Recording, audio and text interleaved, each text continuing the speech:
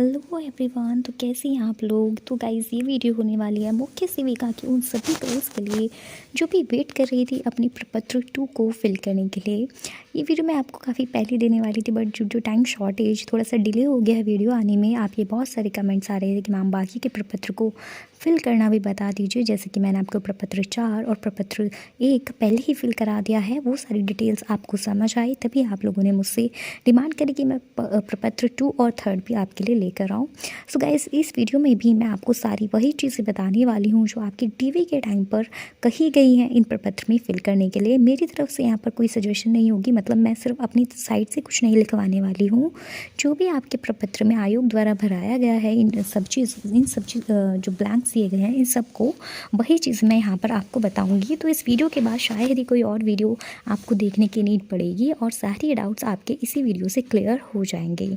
मैं आपको चीज़ें भी बताऊंगी क्या मिस्टेक्स आपको नहीं करनी है। तो वीडियो अगर आपके लिए हेल्पफुल रही है तो वीडियो को लाइक ज़रूर करिएगा और चैनल पर नए हैं सब्सक्राइब कर लीजिएगा। इस वैकेंसी से related A to Z update जो कि बिल्कुल ऑथेंटिक होगी वही मैं आपके पास पहुँचाने वाली हूँ। तो चलिए विदाउट डिले आपके लिए वीडियो स्टार्ट करती हूँ। तो गाइस, प्रपत्र ये 2 है आपका, ऊपर नेम वगैरह है तो इस वजह से मैंने इसको हाइड करा है। आप यहाँ से देखिए, ऊपर आपका नेम लिखा है फर्स्ट पॉइंट में, उसमें आपको कुछ नहीं करना है। यहाँ पर सेकंड में आपका पिता का पूरा नाम, उपनामों के साथ यदि कोई हो, मतलब आपका जो 10th की मार्कशीट है उसमें जो आपका फादर नेम है वही आपको लिखना है। अगर आप हिंदी में फिल कर रहे हैं तो हिंदी में लिख सकते हैं, अदरवाइज़ इंग्लिश में अगर आपने पूरा प्रपत्र फिल करा है तो उसमें भी आप लिख सकते हैं। उसके बाद माता का पूरा नाम आ रहा है, तो माता का आपको अपना वही सेम आपको वो नेम लिखना है जो कि आपके डॉक्यूमेंट में है, 10th के डॉक्यूमेंट में। और गाइज़, बाकी के प्रपत्र में आपसे एरर हो गया हो, कोई मिस्टेक हो गई हो छोटी मोटी, तो वो चल जाएगा, बट इस प्रपत्र में आप कोई मिस्टेक नहीं कर सकते। इवन सिंगल मिस्टेक आपके लिए प्रॉब्लम क्रिएट कर देगी। ये मैं क्यों कह रही हूँ, मैं अपनी साइड से नहीं कह रही हूँ, मैं इसमें आपको दिखा देती हूँ क्या लिखा हुआ है।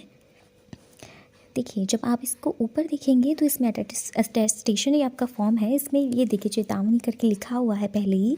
इसको अगर आपने पढ़ा हो कि इस प्रपत्र में कोई गलत सूचना देना या किसी तथ्यपूर्ण सूचना को छिपाना अनर्हता समझी जाएगी और इसीलिए आपको अनर्ह समझा जाएगा, यानी डिस्क्वालीफाई आपको किया जा सकता है अगर कोई इन्फॉर्मेशन इस प्रपत्र में आप गलत फिल कर देते हैं। नॉर्मल सी बात है, आप जानबूझकर तो गलत फिल नहीं करेंगे अगर, लेकिन आपने कोई फेक क्वालिफिकेशन, मतलब बहुत कम चांस है ऐसा कुछ हो। लेकिन ये देखिए, इनकी नज़रों में है कि अगर आप कोई अपनी क्वालिफ़िकेशन छुपा रहे हैं या कोई भी गलत सूचना दे रहे हैं तो इसके लिए आपको डिस्क्वालीफाई भी किया जा सकता है, ठीक है। और प्रपत्र पढ़ने और प्रस्तुत करने के बाद डिटेन, यानी कि अगर आप कोई मिस्टेक करते हैं तो वो आपको डिबार भी कर सकते हैं अगर आप कुछ गलत चीज़ें इसमें फिल कर देते हैं। इसलिए मैं कह रही थी इसको बिल्कुल ध्यान से आपको प्रपत्र को फिल करना है। जो चीज़ें मैं बता रही हूँ उन्हें ध्यान से सुनिएगा। है इसमें बहुत बेसिक डिटेल्स, आप सबने कर भी ली होंगी, लेकिन क्या चीज़ें मेन है, कहाँ जहाँ डाउट है वो सब मैं आपका क्लियर करती हुई चलूँगी। चलिए आगे चलते हैं।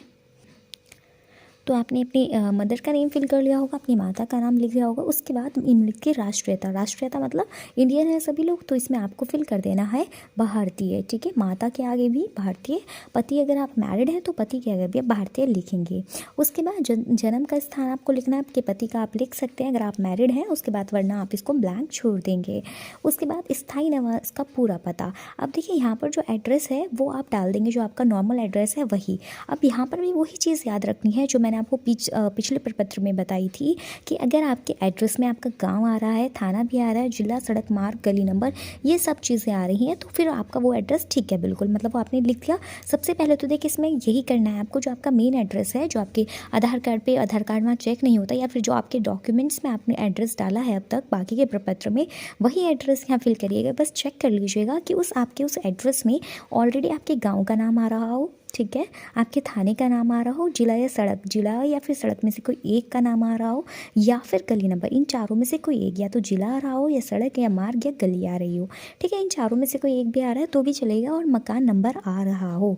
अगर इन चारों पाँचों चीज़ों में से कोई भी एक चीज़ मिसिंग है, मतलब मोस्टली देखिए मैंने जो एड्रेसेस देखे उनमें क्या होता है, थाना नहीं लिखा होता है, ठीक है। थाना बहुत मुश्किल होता है कि जो आपका नॉर्मल एड्रेस होता है उसमें थाना। तो अब आपको क्या करना है, जो आपका नॉर्मल एड्रेस आपने डाला है यहाँ पर, इनमें से अगर कोई सी भी चीज़ मिसिंग है, ये चारों तो चल जाएंगे, लेकिन मकान नंबर नहीं है मान लीजिए, ये गांव या थाने में से कोई एक चीज़ नहीं है, तो आपको क्या करना है, कॉमा लगाइएगा आप खुद से और उसमें डाल दीजिएगा इस तरह से गांव लिख करके, उसके सामने अपने गांव का नाम आप डाल सकते हैं।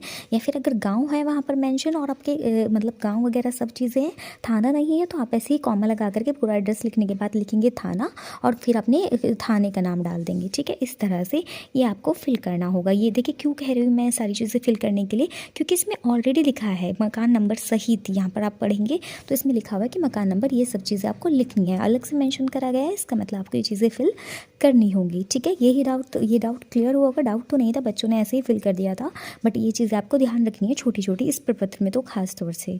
उसके बाद आगे चलते हैं कि यदि मूलतः पाकिस्तान का निवासी हो तो उस देश में पता, नॉर्मल सी बात है, माइग्रेशन करके कोई नहीं आया होगा यहाँ पर, यानी कि कोई पाकिस्तान में आपके कोई पूर्वज रह करके आए हों तो वो सब यहाँ पर फिल करना है। अगर नहीं है तो इसको आपको नहीं भी नहीं लिखना है, इसमें आपको छोड़ना भी नहीं है और इसको ऐसे कट कर देना है। ठीक है, वहाँ पर ये कट कराया जाएगा। अगर आप नहीं करके जा रहे हैं तो वो लोग डीबी मैप से करा लेंगे, इससे अच्छा आप पहले इस चीज़ को फिल कर लें। ठीक है, उसके बाद वर्तमान पत्र व्यवहार का पूरा पता। अब देखिए स्थायी निवास हो गया, आपका जो घर है, मतलब आपकी जो निवास प्रमाण पत्र में एड्रेस होगा मेन लिस्ट में आप वो डाल सकते हैं, वरना जो कॉमन एड्रेस आप डालते आ रहे थे वो डाल सकते हैं।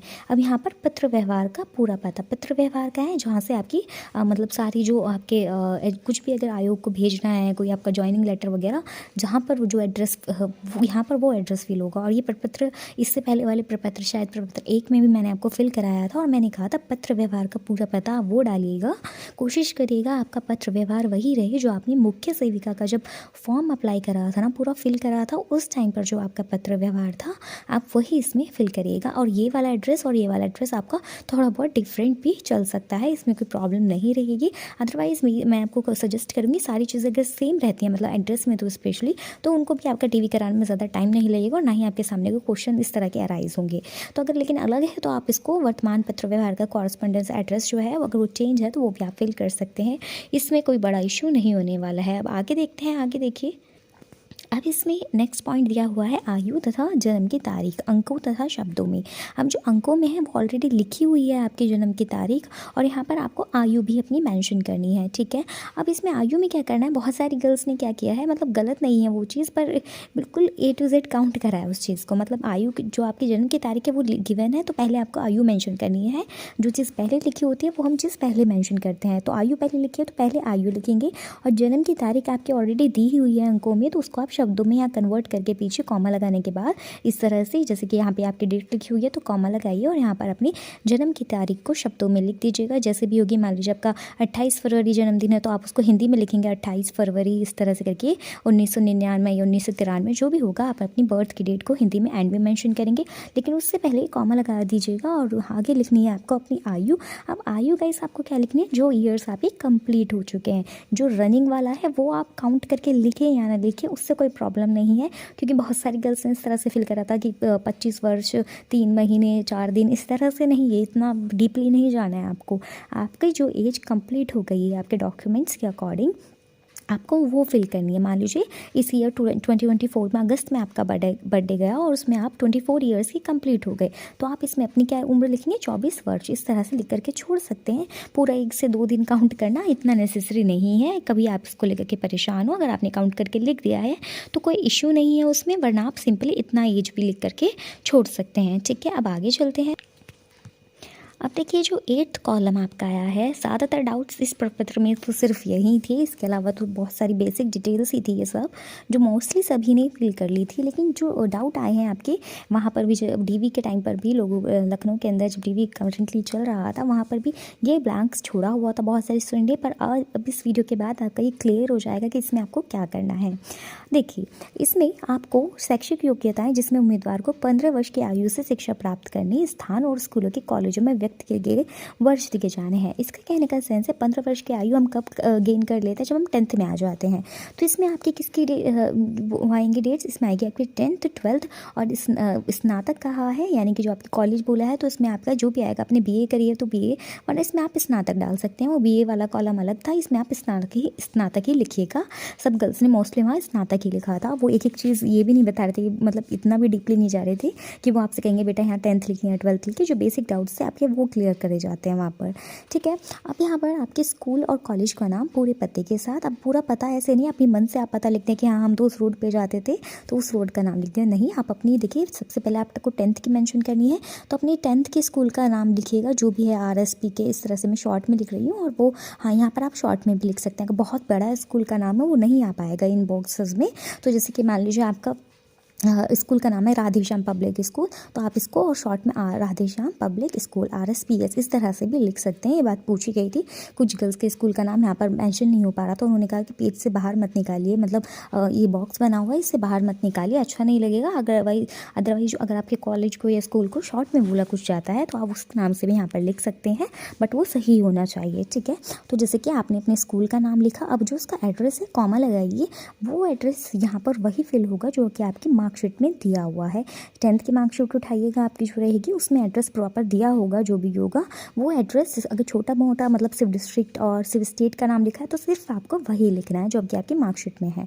अपनी साइड से पूरा पता कर करके आपको लिखने की ज़रूरत नहीं है, जो आपकी मार्कशीट में गिवन होगा अब वो यहाँ पर मेंशन कर दीजिएगा। सेम आपको 10th के बाद में आपको 12th के लिए करना है, 12th का एड्रेस, स्कूल का एड्रेस फिल करिएगा। अगर सेम रहा है 10th और 12th का एड्रेस सेम रहा है तो आप इसमें इस तरह से कॉमा मत लगाइएगा, उसको डबल डबल ही फिल करिएगा। ठीक है, वहाँ पर ये चीज़ वैल्यू मतलब सही नहीं मानी जाएगी मेरे ख्याल से तो, वरना इसमें कोई डाउट किसी ने करा भी नहीं था। खैर ऐसे सबने अपना डबल ही लिखा था कि अगर आपका पहला स्कूल है उसको थोड़ा प्रॉपरली लिखिएगा, क्योंकि मिक्सअप ना हो जाए। पहले आप इस तरह से बुलेट्स बना सकते हैं या एरो बना सकते हैं, अदरवाइज बुलेट्स बना सकते हैं। 3 आपके 10th 12th और ग्रेजुएशन के लिए।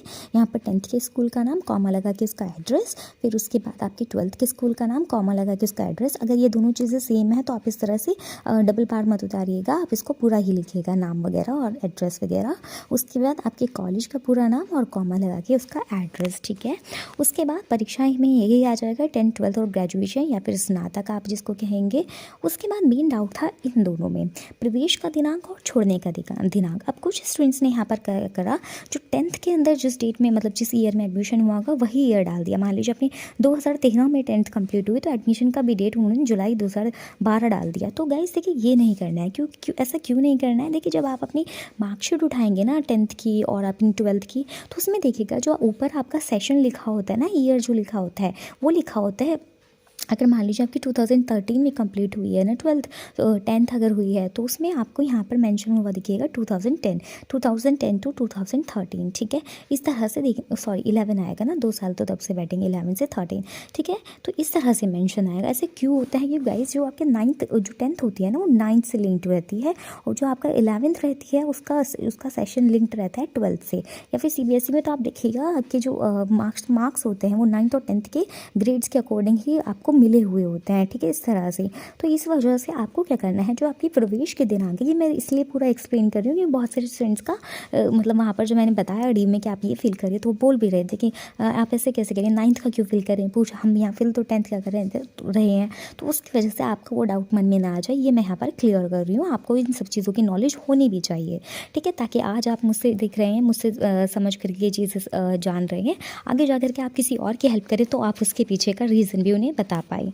ठीक है, तो आपको समझ आया होगा प्रवेश का दिनांक। आप जो प्रवेश और ये छोड़ने का दिनांक है, या तो देखिए आप अपने स्कूल से पता कर सकते हैं, अगर आपका स्कूल आपके आसपास ही है और आपकी पहचान है, क्योंकि ईजिली आपका काम नहीं होता है आजकल तो स्कूल्स में भी, लेकिन अगर आपके आसपास है तो कोशिश करिएगा आप बिल्कुल सही फिल कर पाएँ। अपने स्कूल से कॉन्टैक्ट कर लीजिएगा, सभी स्कूल के पास डाटा होता है उनके स्टूडेंट्स का, वो आपको ईजिली बता देंगे।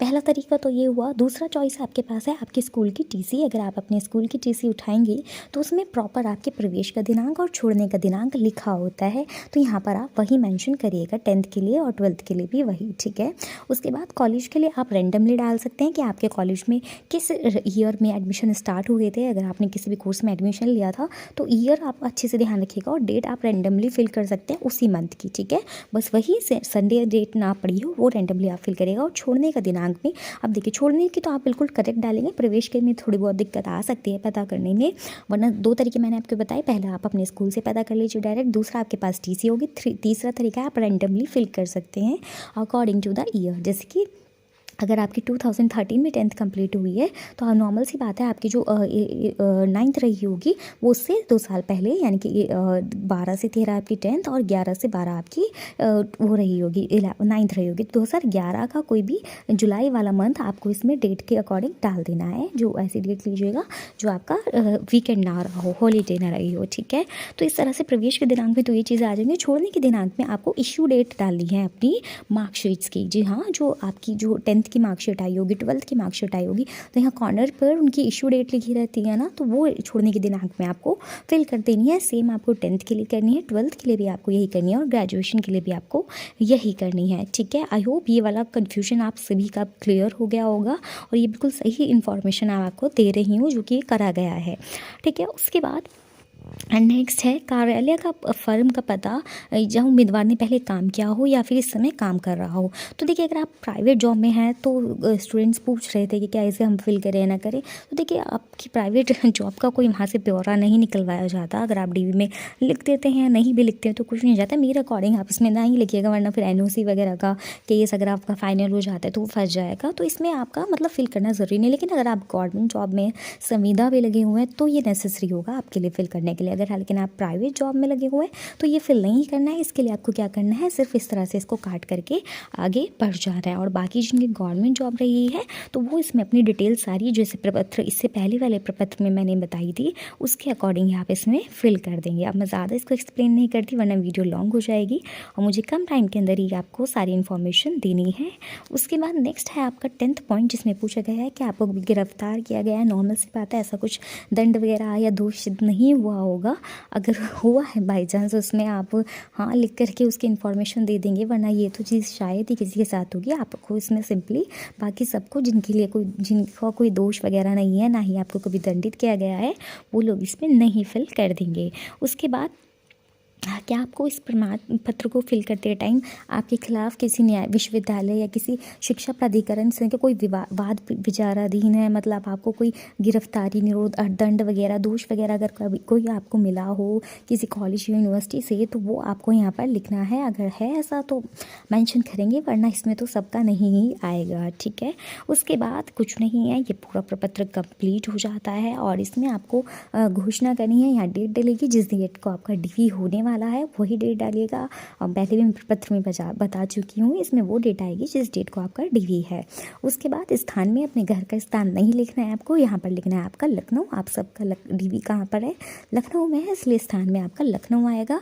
अगेन फिर आपके हस्ताक्षर यहाँ पर आएंगे, जो हस्ताक्षर आप अपने फॉर्म में करते आए हैं सारे फॉर्म में वही हस्ताक्षर और सेम रखिएगा। उसके बाद आपका पूरा नाम और आपका पूरा एड्रेस वही जो आपने ऊपर फिल करा था। और इस तरह से ये पूरा फॉर्म आपका कंप्लीट हो जाता है।